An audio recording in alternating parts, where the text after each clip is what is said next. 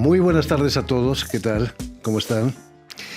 En la edición de este año del Salón de la Agricultura, aquí en París, se prohibió por razones sanitarias la participación del sector bovino. Pero los que no pudieron asistir al desfile de las más bellas vacas de Francia las podrán ver sin duda en la cumbre de la ganadería que se celebra en octubre en la ciudad francesa de Clermont-Ferrand. Nuestra invitada de hoy, la peruana Yael Lizárraga, es la responsable de esta cumbre internacional para América Latina.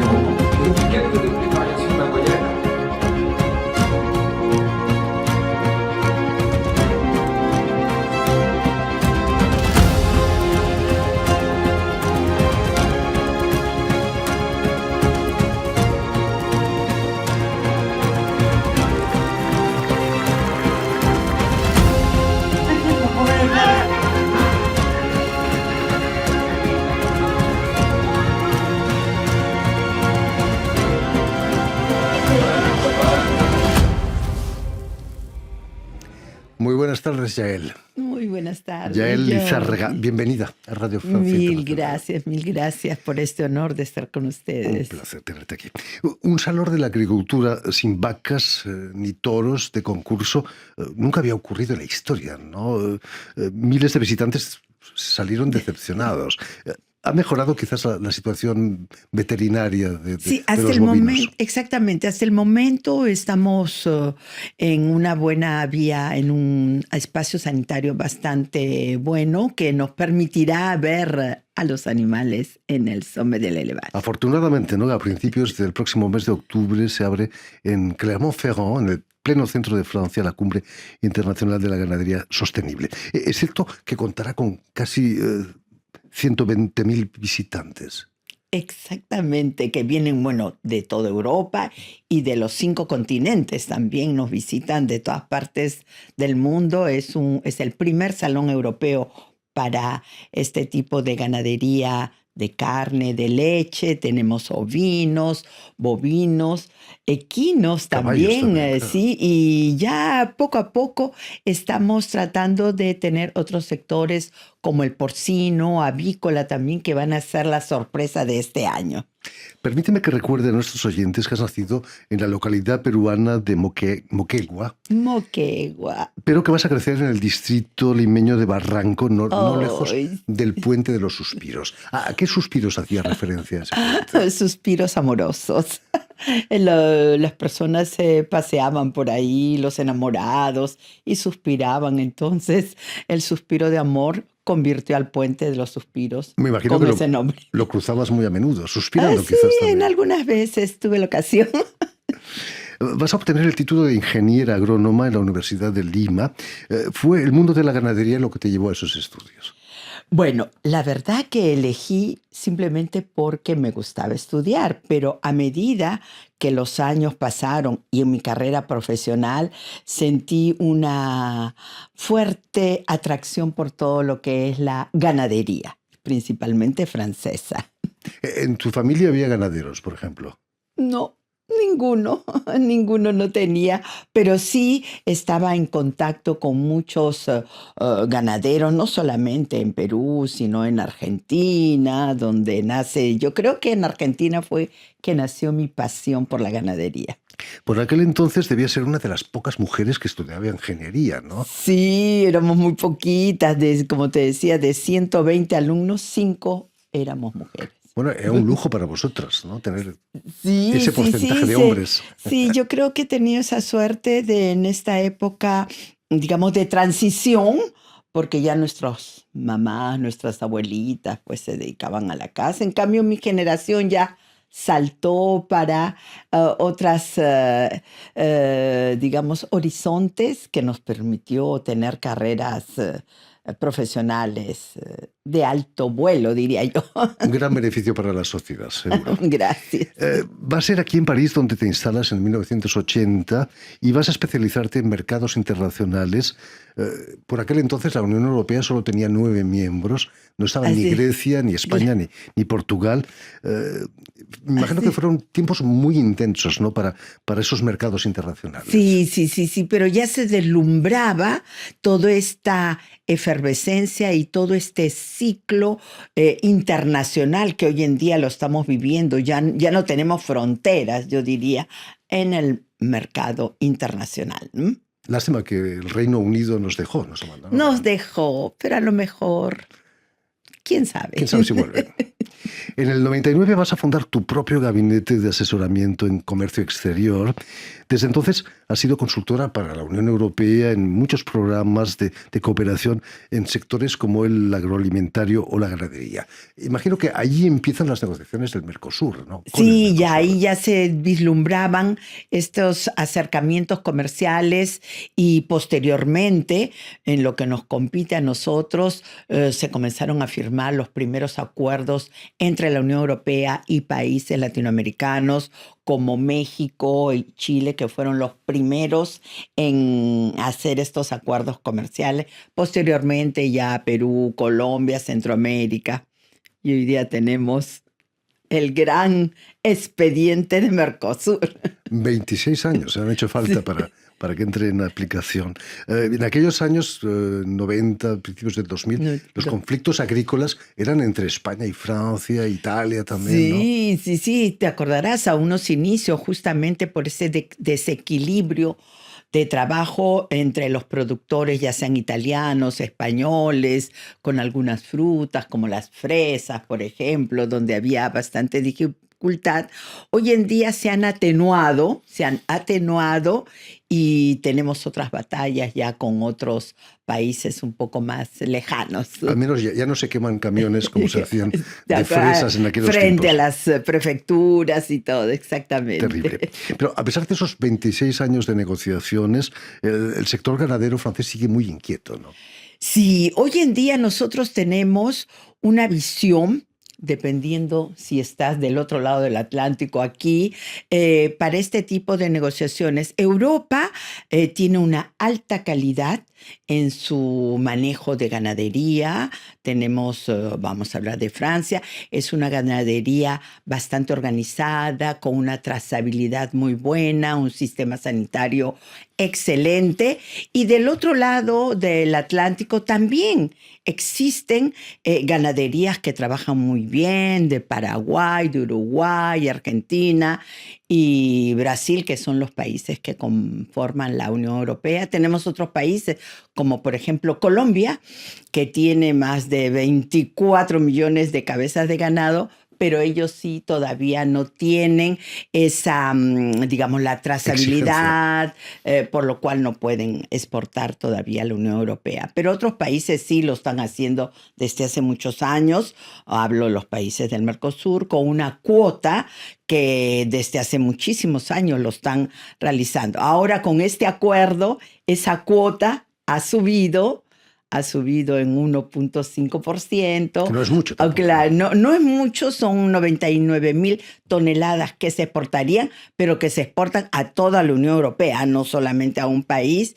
Y ahí tenemos una gran problemática que es que las condiciones que la Unión Europea comunica, exige a los países terceros, son cumplidas, pero las condiciones que se impone, por ejemplo, aquí en Francia, no son las mismas. De ahí la gran problemática. Y hay otros factores, otros criterios ya más específicos, que mi recomendación sería pues sentarse en una mesa con los interesados, los verdaderos interesados, y dialogar. Para un argentino, la mejor carne del mundo es la argentina. No se puede discutir eso, Sí, ¿no? claro. Pero, y los ganaderos franceses tienen razón de quejarse.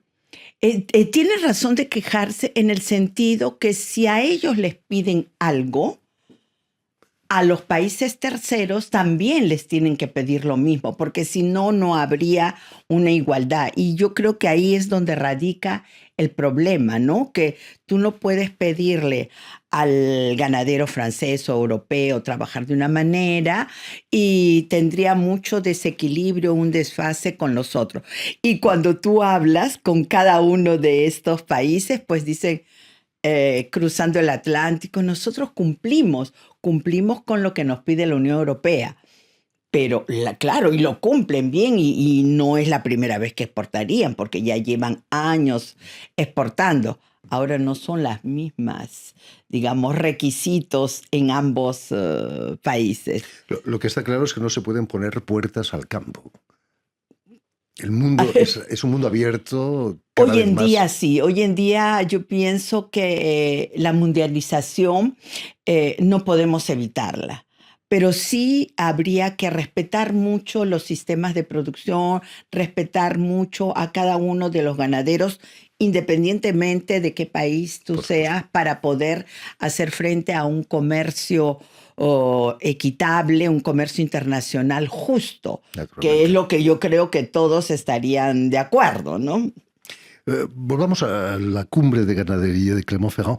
¿Van a venir ganaderos quizás de América Latina? Sí, sí, lógicamente. Este año, te voy a decir, es un año especial porque la FAO ha decretado el Año Internacional del Pastoralismo.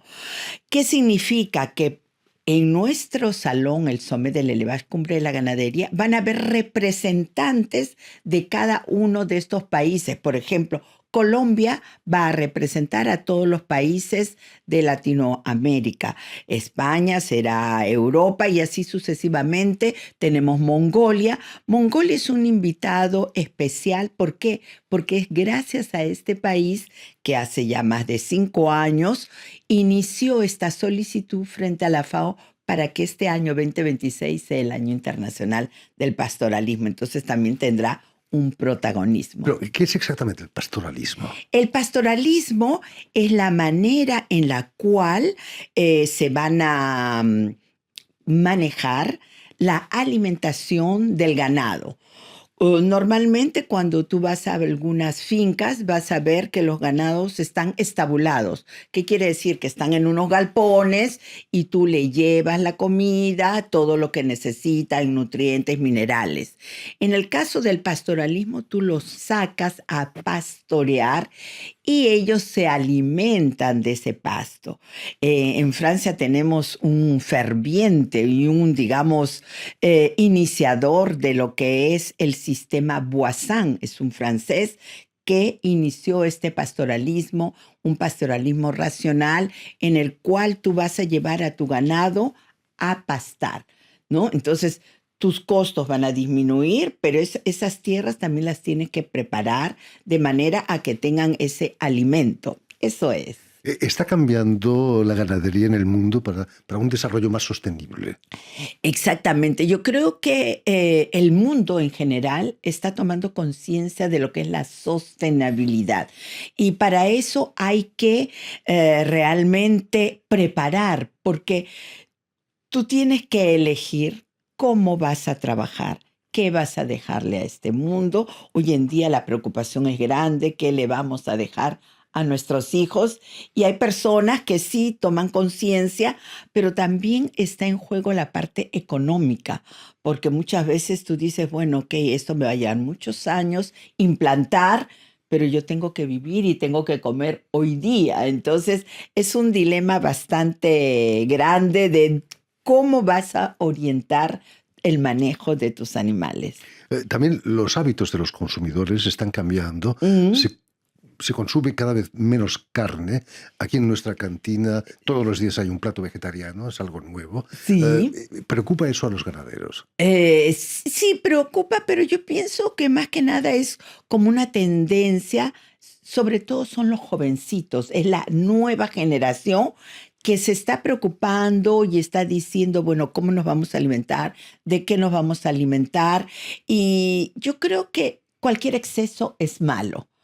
Desde muy personal, mi opinión, ¿no? Si tú vas a comer carne mañana, tarde, día y noche, o solamente vegetales, te va a faltar nutrientes, tienes que complementarlo con vitaminas y todo. Entonces hay que saber tomar una decisión sensata. El equilibrio es siempre bueno. Equilibrio, simple, normal.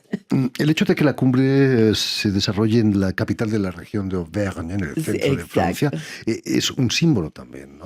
Claro, esa es la pradera más grande de Europa, donde se realiza desde hace 35 años el Sommet de l'Élevage, Cumbre de la Ganadería, donde es una vitrina tanto para todo lo que es el sector bovino, carne, leche, ovinos, equinos, y como te decía hace unos instantes, vamos a tratar también de ampliar la oferta en porcinos, en avicultura. Es un espacio convivial, como lo hemos visto hace algunos instantes, pero donde se redefine y las innovaciones van a estar presentes, un espacio para todo lo que es el maquinismo agrícola.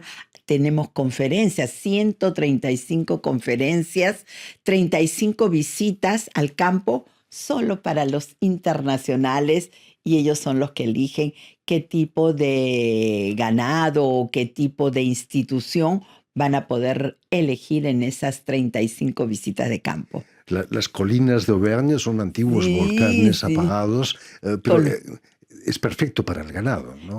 Sí, hay muchas personas que tienen esa costumbre de llevar, hay la transhumancia en las ovejas y en algunos ganados, como puede ser l'Aubrac o como pueden ser también los ovinos de razas de montaña, que salen a pastorear y que están en esas praderas tan buenas que se tienen en el corazón de Maravillosos Francia. paisajes.